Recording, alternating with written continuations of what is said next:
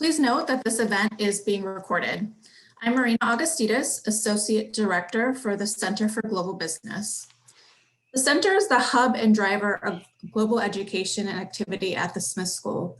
The mission of the Center is to connect the diverse members of the Smith School community to the world and the world to the Smith School, to provide these members and partners with opportunities to gain a global mindset and build international business skills, and to serve as a Maryland resource center for companies seeking to take their goods into the global marketplace. The center is also one of 15 nationally recognized centers across the country to have been awarded a Title VI grant known as SIBE or Cyber.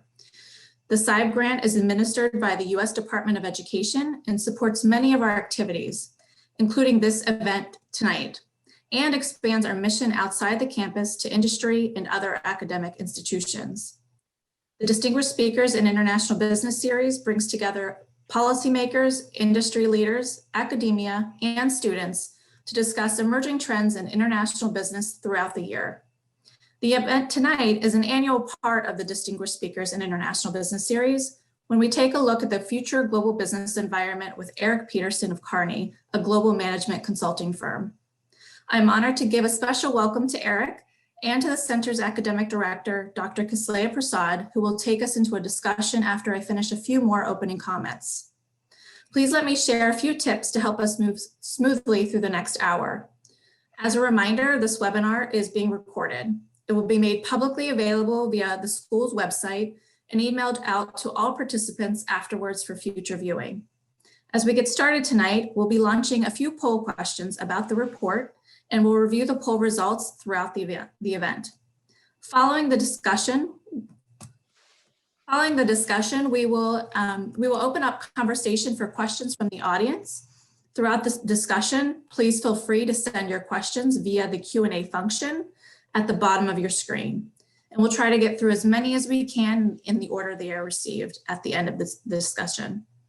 Additionally, if you are an undergraduate student seeking credit for iSmith, a QR code will appear on a slide at the end of the event.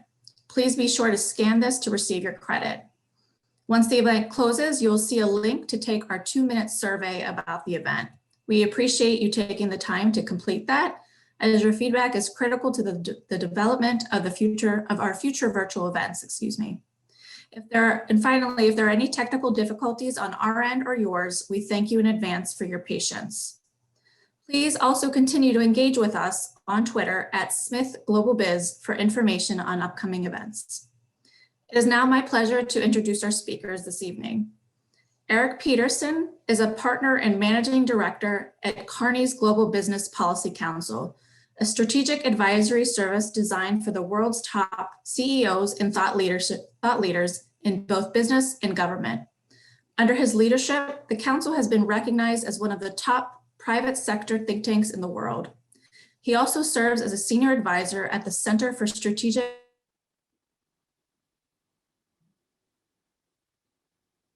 I guess we might have lost Marina. So why don't I'd like to now turn the event over to Dr. Kislaya Prasad, Academic Director of the Center and Research Professor of Decisions Operations and Information Technologies here at the Smith School of Business. Please join me in welcoming our speakers. Thanks so much, Marina. Today's not been a great day for Zoom. We've had lots of events happening, so please bear with us as we try and run this event. Welcome everybody, and thank you so much for joining us. It's a genuine pleasure to welcome Erik back to the Center for Global Business and the Smith School.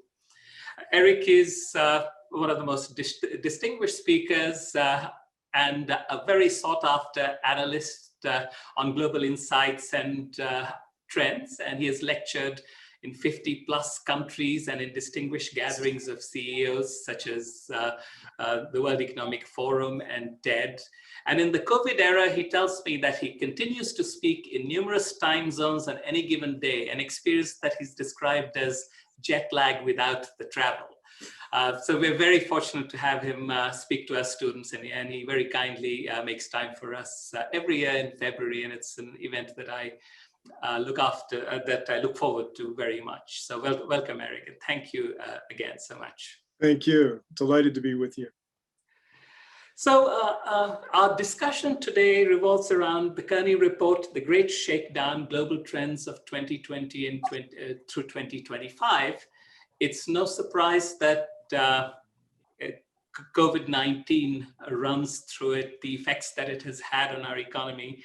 And Erik, I found it very interesting how it's grounded in deep long-term trends and then looks at how COVID has come about and disrupted trends, accelerated some and dampened others.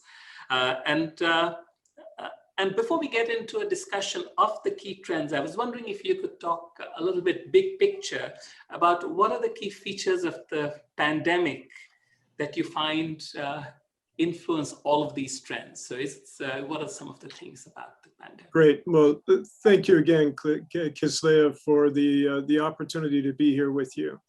I really genuinely believe that this is a critical point for us to be exchanging points of view on where we are and where things are going.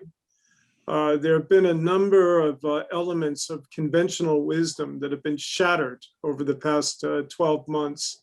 And in the end, I think we need to accept that the remarkable circumstances under which we're living right now are really changing us in ways that I think we can begin to identify, and then in other ways that have yet to be determined. What do I mean by that?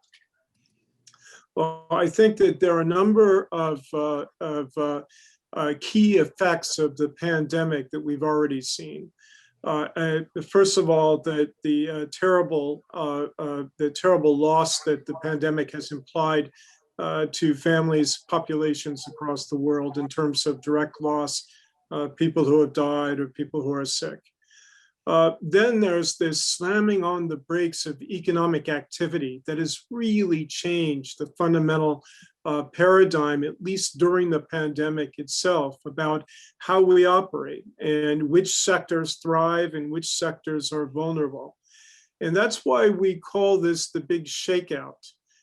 In the end, it's results by ever wider standard deviation, it seems. On the one hand, we've seen sectors of economies that have done extraordinarily well, and then we've seen others that have been devastated by the circumstances that we've all witnessed. Then we've also seen a race to the use of science and the use of technology in support of outcomes. And then on the other hand, we've had to reshuffle many parts of the rest of the parts of our lives to see where things are going. I think also that there's a big geopolitical shakeout at work. In the end, now we're seeing a number of countries that are likely to emerge from this stress period of COVID much further back from the starting line than they thought they were in the beginning of 2020.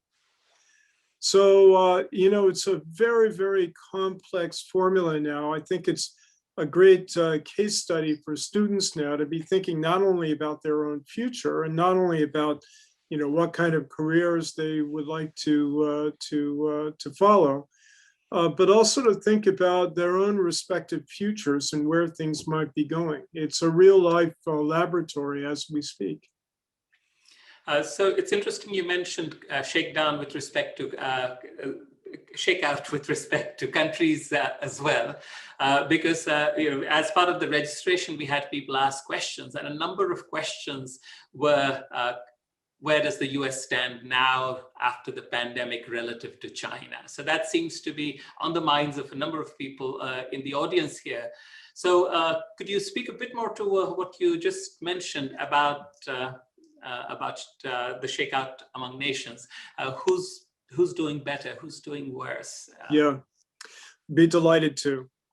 As we're all acutely aware, Sino-American relations have been much more intense over recent years.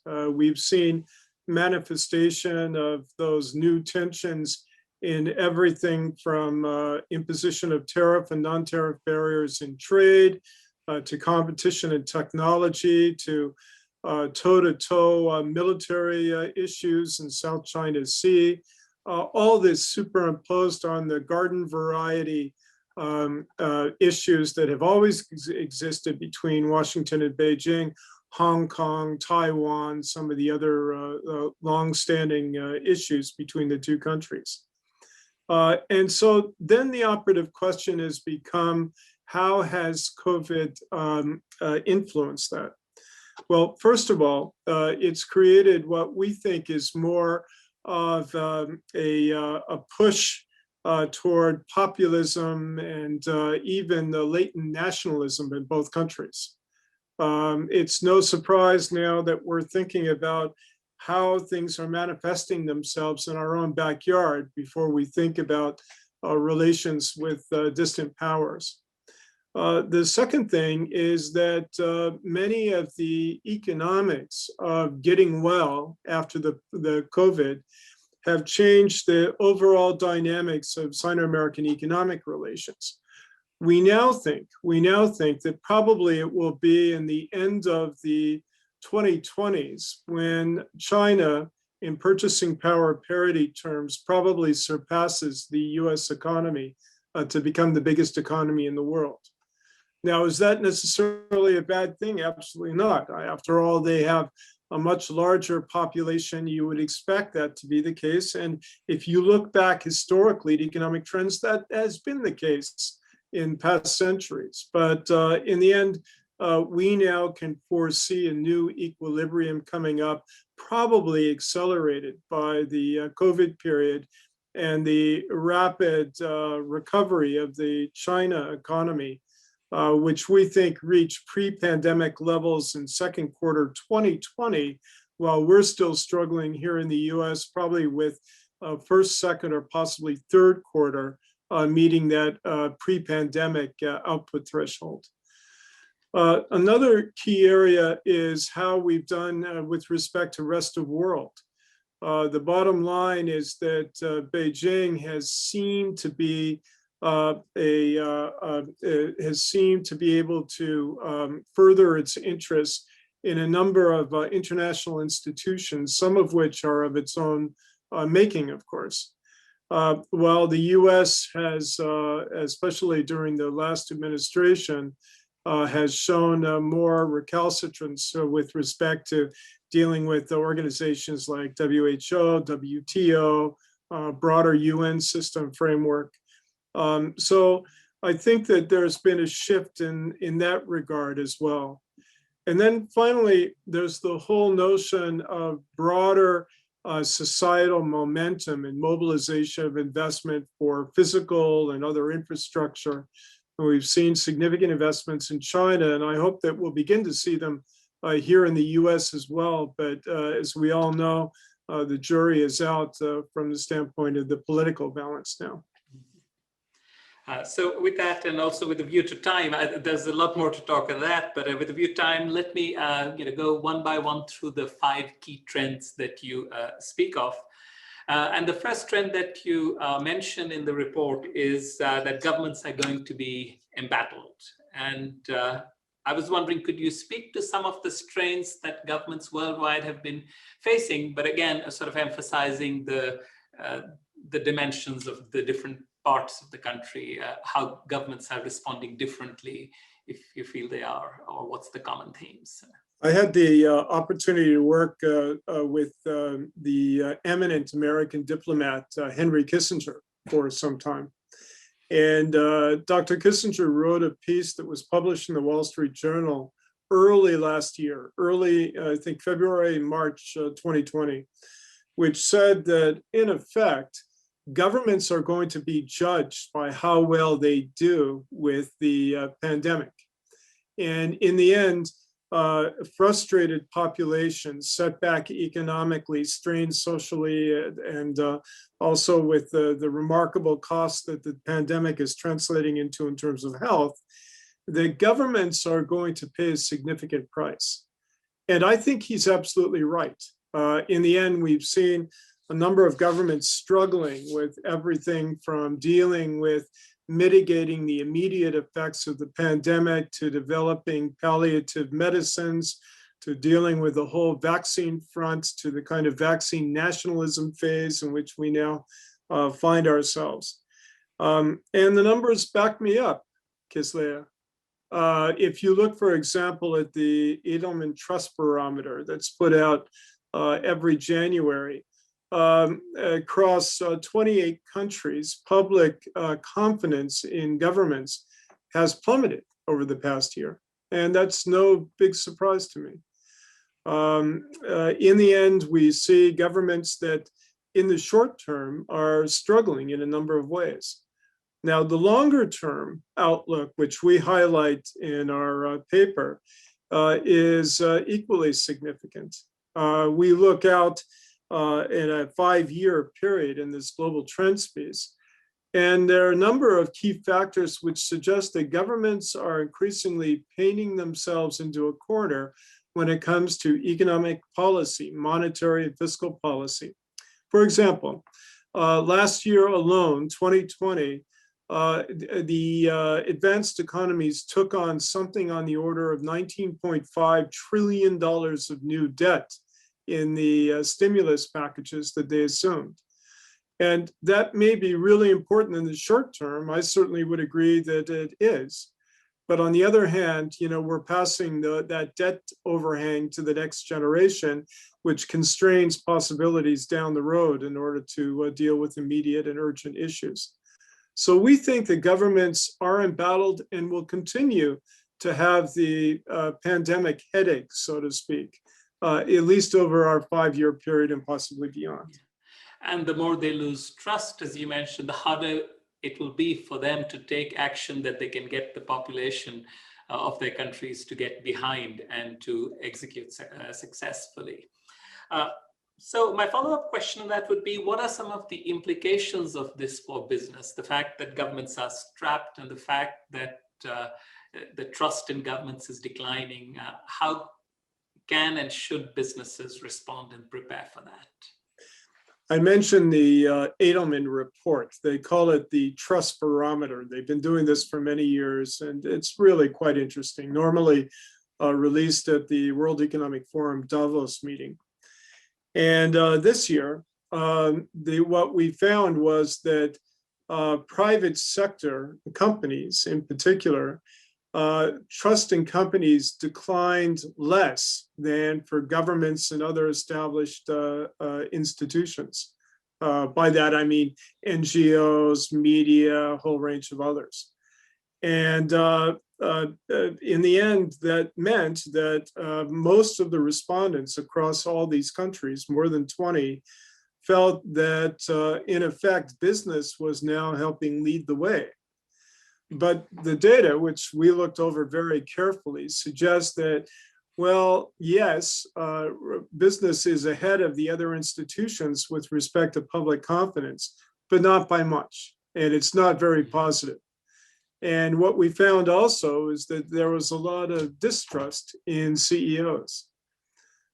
So bottom line here is that companies need to understand that I think people are looking to them to play a bigger role in the future and to have a broader set agenda rather than mere shareholder accumulation of shareholder wealth, to be thinking about broader stakeholder communities or even beyond the ESG agenda, for example.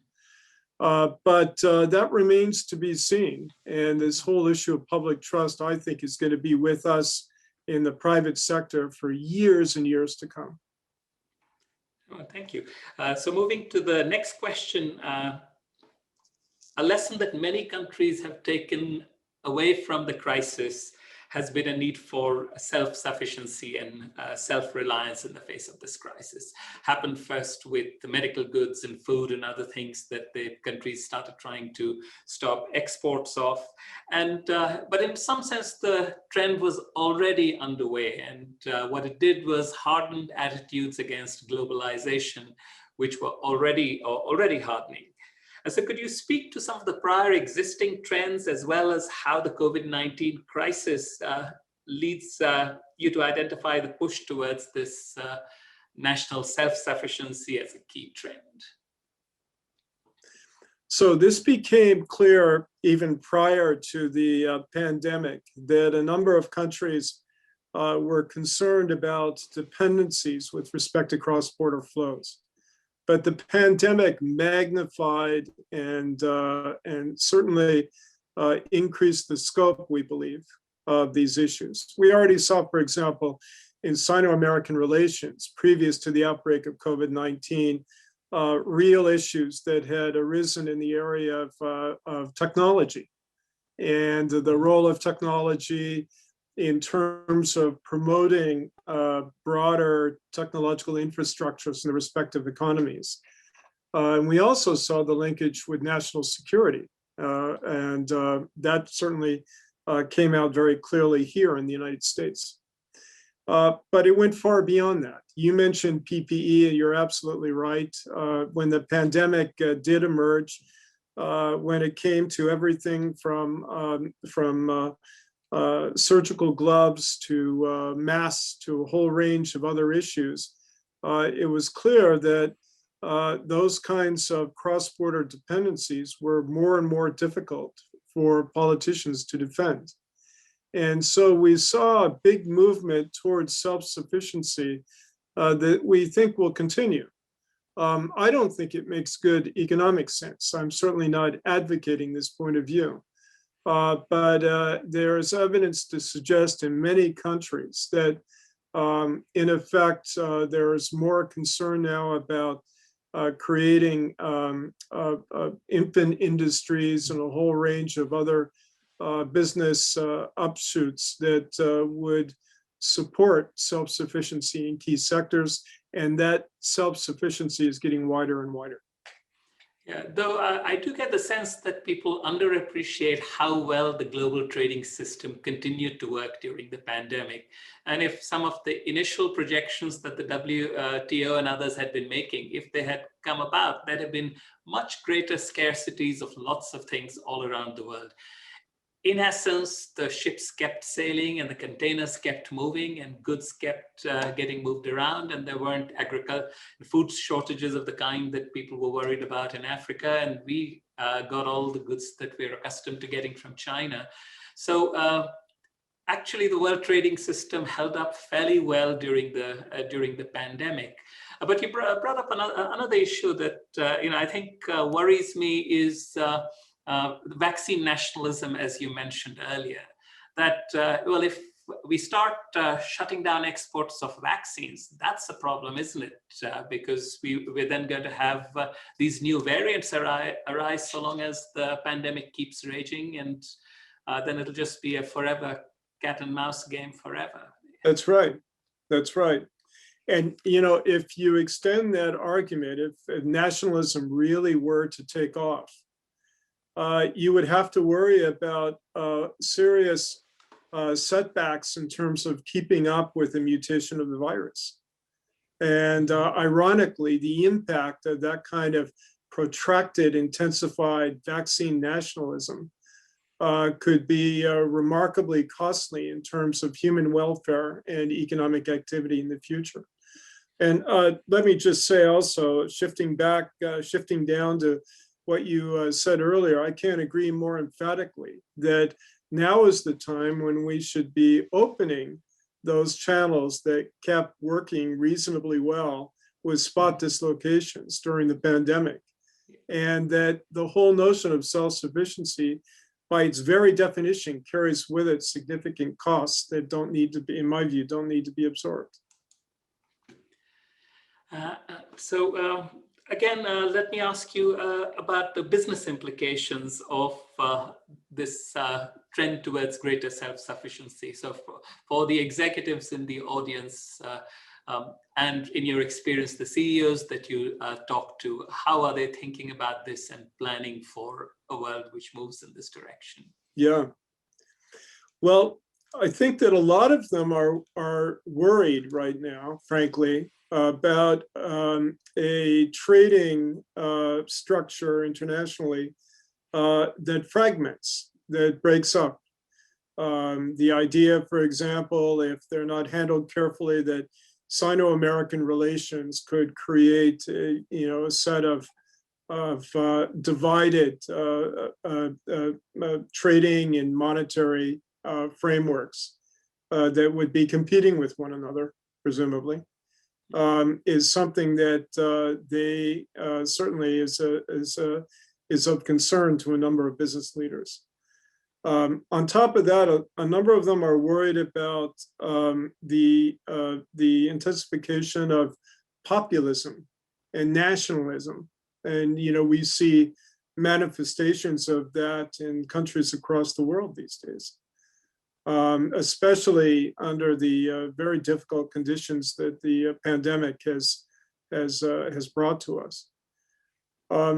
So I think that a lot of these business leaders are at least the ones with whom we're speaking, are quite concerned not only about finding a way to secure cash to keep their operations rolling, or thinking about maintaining workforce integrity, or dealing with off-site workforces, or whatever, the mechanics that have been forced on them by COVID. But a lot of them are thinking about how they're going to fare post-COVID in a world in which they're seeing some changes in supply chains, in trading patterns, in regulatory relationships. And, it's that post-COVID formula that I mentioned before, Kislaya.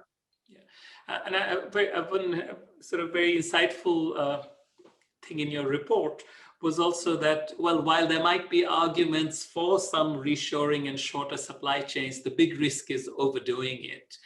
So it's how do you get the balance just about right without necessarily knowing what exactly the right balance is. But I think the costs of overdoing it, as you point out correctly, are fairly high. So the third trend that you identify is an increase in stranded segments of society. And indeed, the unequal effects of the pandemic are everywhere around us. So in our faculty itself, my female colleagues with young children, for instance, are disproportionately affected relative to some others. So could you talk about some of the unequal effects of the pandemic and how these are creating stranded segments in society, and most of all, what is to be done about it? Yes. So what the segments are portions or communities of populations that are affected by the redefined economic variables through the end of the virus and beyond. Hopefully we can get beyond it soon. But then there's this big looming question about what the post-COVID economy will look like. And in the end, we're seeing now a significant shift to the kinds of technologies, the one that we're communicating through right now, for example, and a whole range of others. The whole strength of platforms, as embattled as they've been in the political debate recently.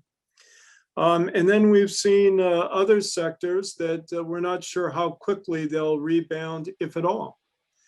And what could happen is that there are segments of society, we call them stranded segments, where people are going to have more and more by way of challenge, redefining or reconstituting themselves in a post-COVID economy.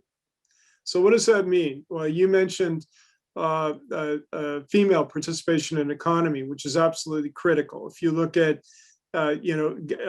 educating young girls and getting women into workforces, we see in time and time again in economies across the world is absolutely vital. So, but what we've seen is during the pandemic that a significant portion of females have fallen out of the workforce. They have many of them have multiple other obligations, are juggling all kinds of things. But in the end, it's meant a very difficult road back to an environment which might be quite uncertain in the new economy that does emerge afterwards. Now, that's also true with a number of workers, male and female, and minority and non-minority, who are involved in industries that are likely to become even more stressed in the post-COVID period. So what happens here? What happens if you're 60 years old and you have been working hard all your life and you've got modest savings for retirement, but not enough to carry your family. And then suddenly this COVID phenomenon has taken away your livelihood. You've spent your savings, and then where are you going to go? In the end, this is going to create some very, very difficult dilemmas for these segments of society that we have tried to identify in our report. So what do we do about it? I think government has to begin by trying to jumpstart these segments by retraining. We've heard about retraining in the context of trade in the broader globalization debate in the past. And I think that we need to acknowledge that the results there have been mixed. It's hard to retrain someone in their early 60s to a different technology reality than the one they may know, or a range of other factors. That's just one example, but a number of segments will find themselves with difficulty. And I think here it's a wonderful opportunity, Kislaya, for the public-private sector to mobilize, to take advantage of segments of societies that don't have other immediate solutions in front of them. And I hope that some of the really bright leaders listening to this, might come up with great ideas in that regard. I think it would be a good opportunity. You do actually mention some interesting programs in multiple countries, India, Argentina, and others in the education space. If you could just briefly mention some of those. Well, there are a lot of them. And many of them are mobilizing technologies now to get broader, good social results. But let's face it, there are a number of new avenues available to us right now with respect to reaching and trying to mobilize these stranded segments of society in ways that did not exist before. And we've identified a number of good examples that we highlight in our report, and there are a number of new ones that have come to the surface after the report was published. My guess is that governments are going to work harder and harder to identify these new kind of social sponges, so to speak, to find a way to absorb communities that are displaced by the pandemic.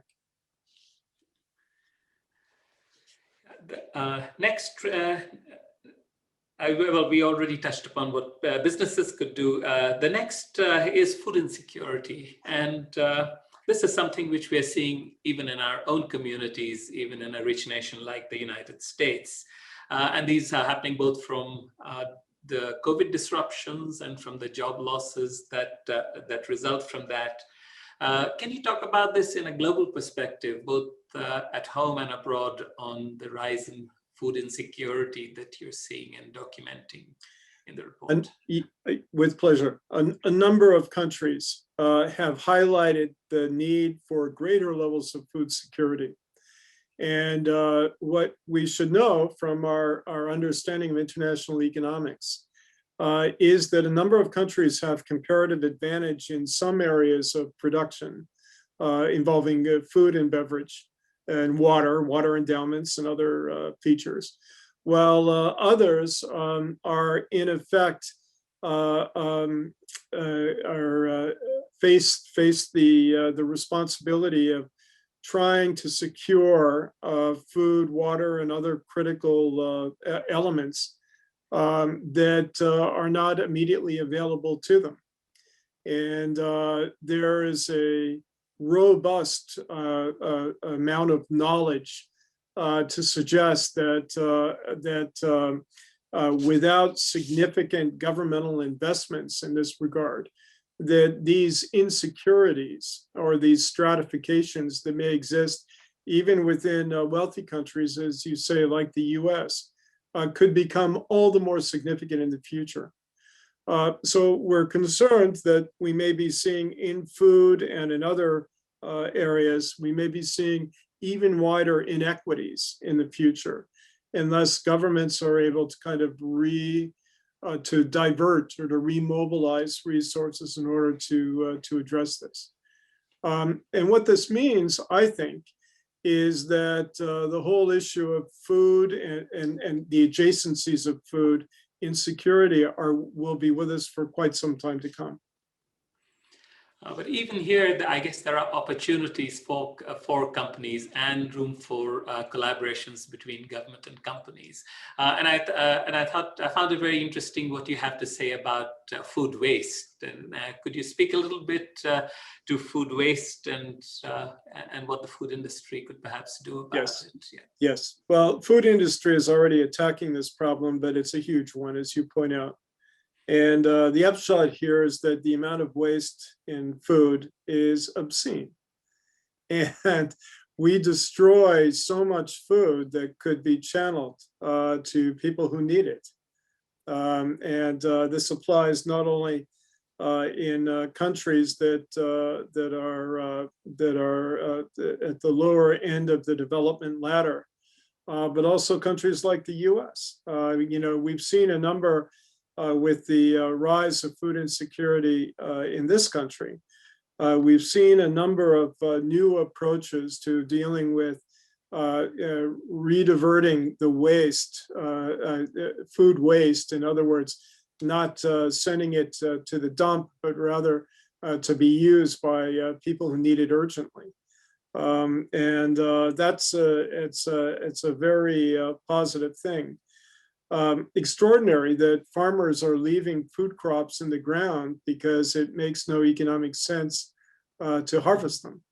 And if we can simply find ways to disintermediate here, there are a lot of new and important opportunities. So then on top of that, there are the new technologies.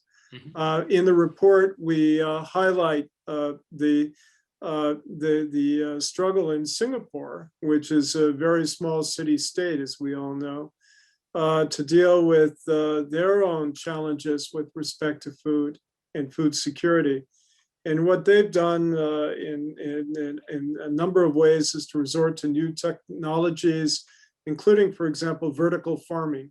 And there are a lot of interesting breakthroughs that are happening now that might, on the one hand, provide more stable and secure food supply down the road, and also to minimize environmental footprint with respect to the kind of degradation that we've seen in the past.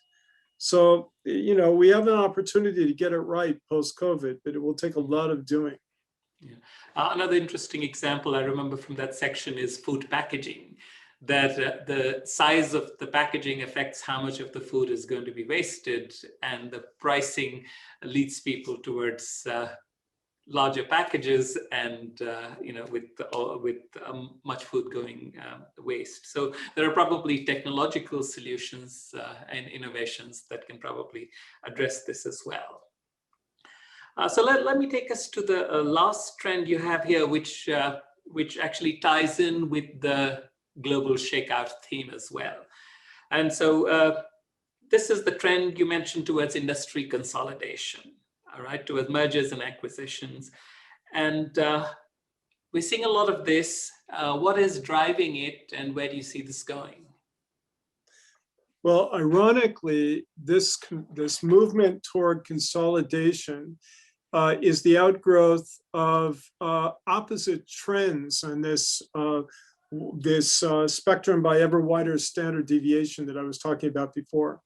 On the one hand, a number of key sectors and companies that are emerging from the pandemic stronger than before are nevertheless thinking about consolidating, exploiting adjacencies. Many of them are cash rich right now and looking to invest in critical new channels of activity. And then on the opposite side, on the stress side of the spectrum, we're seeing a number of mergers and consolidations under consideration because people are trying to pull together and get a better economies of scale or some other kind of prevailing rationale to do this. I thought of this as I read the Financial Times this morning. There was an interesting piece there on the potential consolidation of the big fossil fuel companies.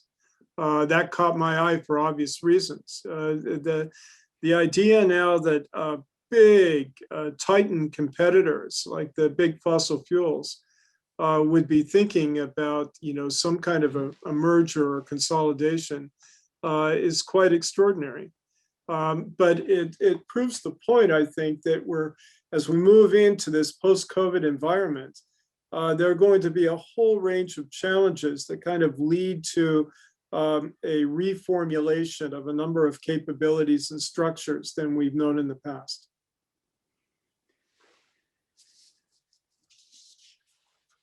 There are some examples of strong companies acquiring weak companies, and I thought it might help if you spoke about a couple of those. One that struck me was that while in the depths of the worst of the pandemic, Facebook was taking a stake in Jio in India, and so were I think it were almost $10 billion worth of investments in an Indian company, Jio Platforms. So there's a lot of global diversification going on, and you had some other examples. And so what's going on in the cross-border acquisitions in particular?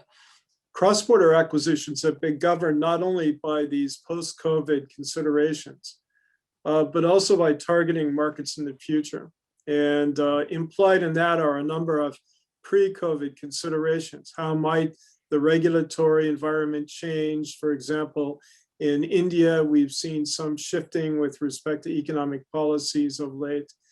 There's been the whole debate with respect to offshoring, nearshoring, reshoring, et cetera, et cetera. It all ties into that. And as we think about the remarkable global value chains that have been put into place and have been stressed by the whole pandemic realities, how they are now being adjusted. You put your finger, I won't name specific companies, but you put your finger on certainly the whole platform area, and technology is a place where I expect both these things to happen. Significant consolidation, or we may even see government attempts to break up some of the platforms, as part of this whole antitrust discussion that's going on now. So that's kind of going in both ways, but to be sure, we're seeing a much more robust effort to position a number of companies internationally at the moment, because really, going back to the Sino-American issue, the whole notion of international exposure of technology companies, as an example now, is going to be, in my view, cutthroat in the years to come, the big competition between the US and China. Well, whenever I see these great waves of consolidation, I always worry that from a company's perspective that there's this risk of overdoing it. And so what are the risks involved in acquisition in this COVID-19 environment? And then what should companies be doing to ward off acquisition, do you think? Well, some of them may not want to ward off acquisitions. If they're voluntary, so be it. But those that fall on the involuntary side can be certainly very problematic. We have seen some epic fails of late between companies that have cultures that simply don't mesh very well. And or there's a bet taken on a technology that's either surpassed or otherwise made certainly less relevant or even obsolete by new generations of technology, and they've fallen behind. This consolidation is not for the meek of heart, to be sure. Especially on the weak side of the spectrum, weak companies that are struggling simply to stay alive under the current circumstances. This can be an awfully difficult process to go through. So thank you. I think we should move on to audience questions. But before we do that, I will have a question to ask you, which is probably quite unfair. Because COVID-19 was both unexpected and dramatic in its impact, but I'll ask it anyway. You made these predictions last year as well.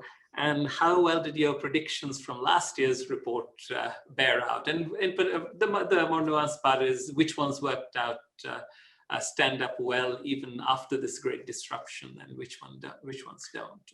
So in a spirit of absolute modesty, I admit that we failed to predict the COVID pandemic. And but you have good company there. of the five elements that we highlighted last year, none of them looked at the kind of broader public health and economic shutdown that COVID has imposed on all of us. So we didn't get it. We have wondered about why we didn't get it. And 2 years earlier, I'm happy to say that we talked about the possibility of a resurgence of pandemics, and we talked about the possibility of antibiotic-resistant organisms that might spread. But let's face it, that was nothing compared to what we've all lived through over the past year. So I freely admit that it wasn't possible for us to see this coming. Just for fun, I looked at the World Economic Forum Global Risk Index that was published in January of last year, January 2020. And it is a big thing. I took part in it for a couple of years, where a number of analysts try to think through about threats and drivers of change to the global economy from the standpoint of likelihood and intensity.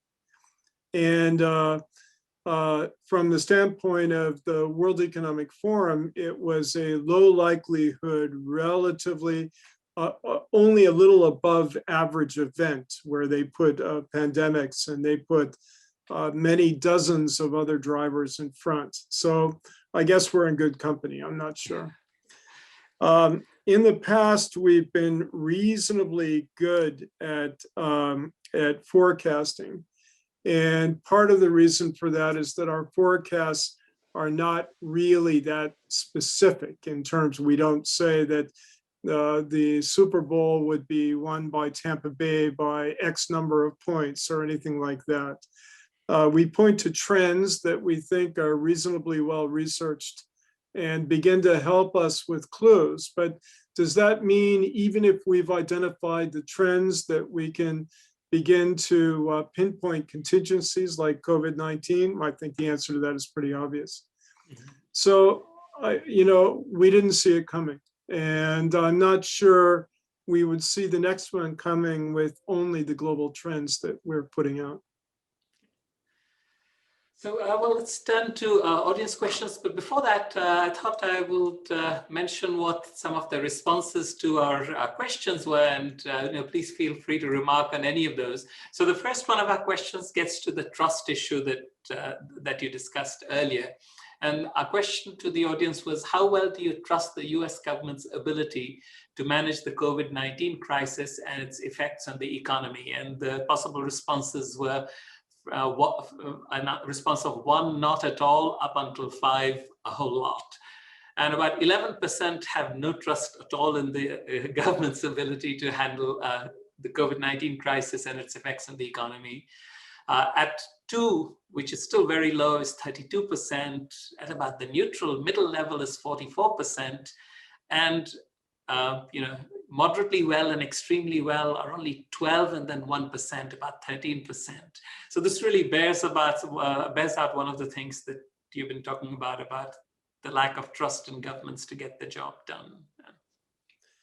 Well, I'm not surprised, but I'm sorry to hear that. And I hope that government can stage a comeback. But as I say, they're not only these immediate obstacles, but then there are the more significant longer range issues as well. And then, when you look at the US, for example, political polarization what a lot of people regard as a dysfunctional debate in a number of areas, 24/7 news media that most people can choose their own preference or political point of view as an echo chamber. And, it creates these kinds of circumstances, I'm afraid. So our second question was, which of the two following statements do you agree with? And the first statement was, a lesson of the COVID-19 crisis has been that the US needs to be self-reliant when it comes to critical sectors such as food, energy, and technology, such as vaccines and medicines. And the second one was, the world is now fundamentally interconnected and the US would be better served by having stronger, not weaker ties with other countries. And here, 59% agree with the latter statement and only 41% with the first statement. So this is much more of a global audience than maybe many others. I'm delighted to hear that result. As am I find that very heartening. And the last question was, in your view, which segments of US society have been most severely hurt economically by the COVID-19 crisis? And the choices were students, working women, unskilled workers, skilled workers, and other. And we have 14% who picked students, 11% who picked working women, 59% who picked unskilled workers, and that resonates with service sector workers, I guess. And 8% picked skilled workers and 8% felt something other than any of these categories. I'm not surprised. I would have expected working mothers to be a little higher, perhaps, but no, that would track with what I'd expect to see. Yeah, tracked with me as well. I do need to look up some studies of how people have been affected. Well, so on to some questions, and I'll start with one that's been asked today. So this one comes from Brian Ronayne. As large companies such as Amazon get stronger from the effects of the pandemic, will small businesses continue to suffer, or will there be a revival of those small businesses within the next decade? Yeah, it's a great question, Brian. And we've already seen a number of small businesses go bankrupt, fail as a result of the pandemic. And I expect many more will yield to circumstances they simply can't control. If that's the bad news, the good news is that we're seeing a significant uptick in terms of startups in the US. There are a lot of very creative people now who, for whatever reason, either because they were forced to think differently as a result of the pandemic, or they always had something new and innovative in mind, are moving now to find sufficient capital formation and a range of other essential elements to launch new business operations in an SME level. The story about small business is bad, but it could be much worse. And I, for one, are hopeful that we'll see a kind of a resurgence, a renaissance of new small businesses as we kind of get beyond the pandemic and into the new economy. Another question we have from Ashutosh Sachdeva.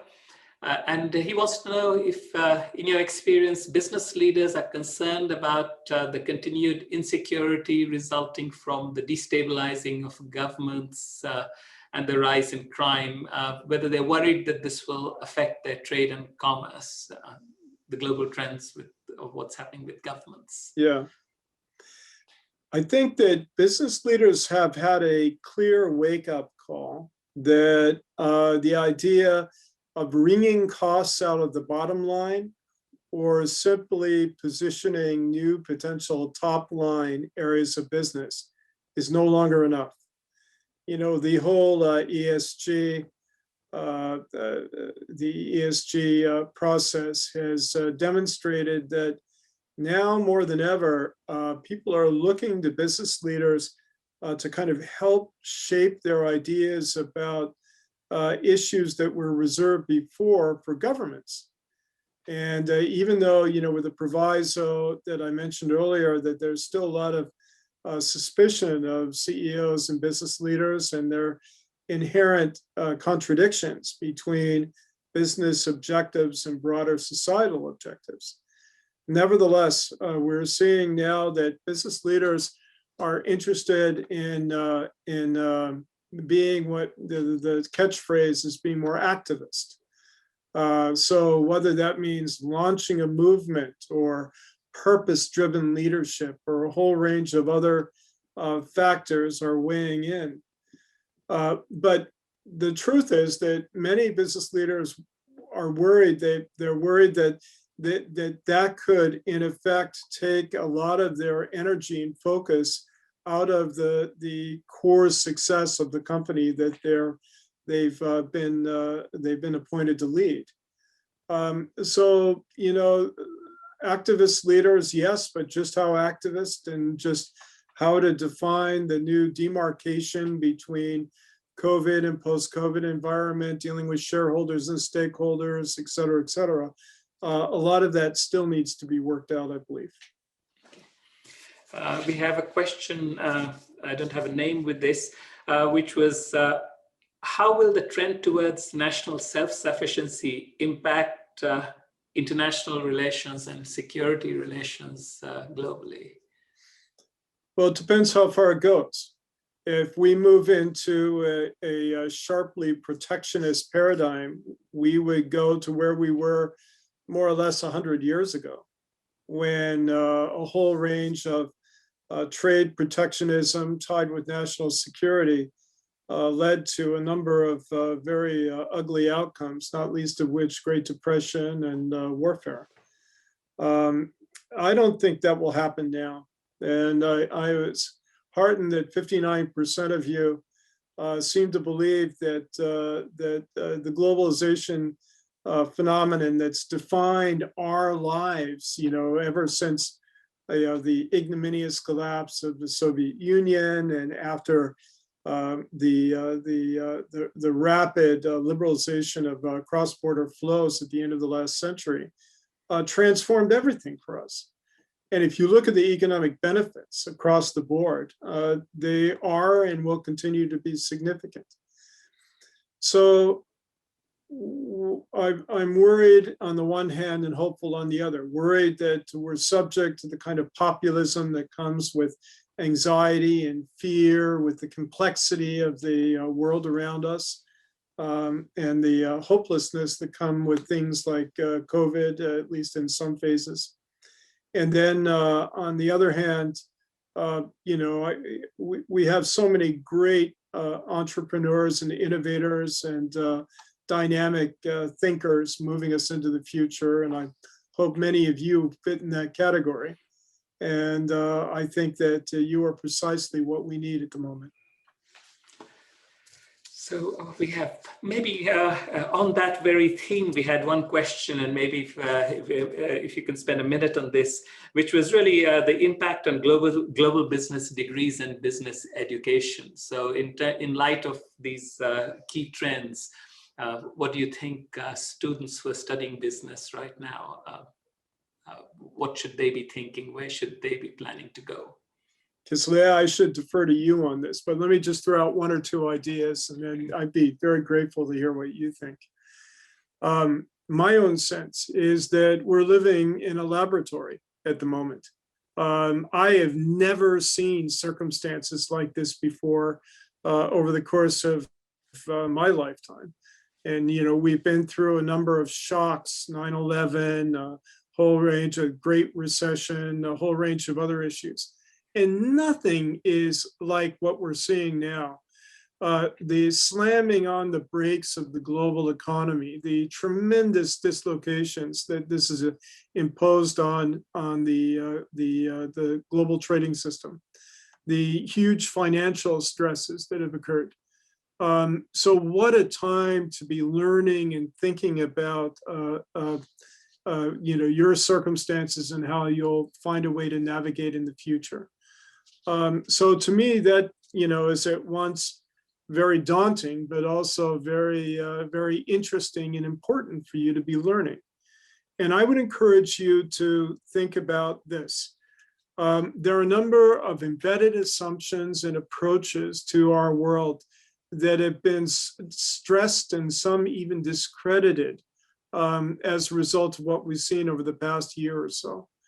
And I would encourage you to revisit core assumptions, to challenge the whole notions that we have, everything from our understanding of economics and sub-economic issues like innovation. There are a number of things where I think we need a fresh approach. And now perhaps we could use the pandemic to do it. But Kislaya, what do you think about that?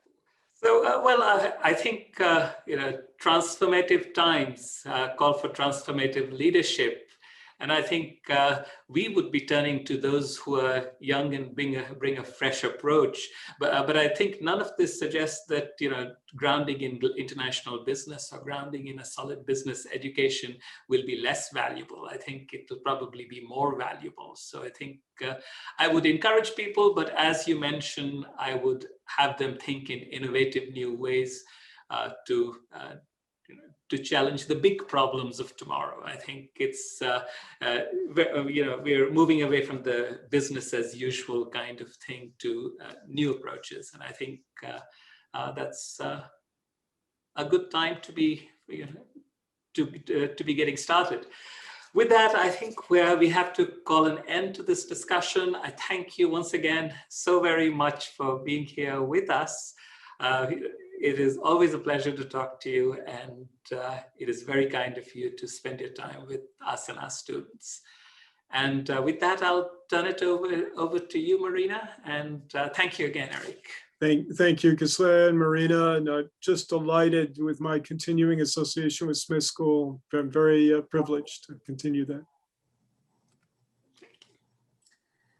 Thank you, Erik, for this insightful event, and my apologies for my Zoom earlier. If we could bring up the QR code for the undergraduate students, and if anybody is trying to get credit for tonight's event, please do scan it at this time. Thank you, Erik, and thank you, Kislaya. Thank you. We look forward to seeing you again next year. Same time, maybe not the same place. Maybe we'll be in person. Hopefully back in Van Munching by then. Yeah. Let's hope so. Thank you very much. Thank you.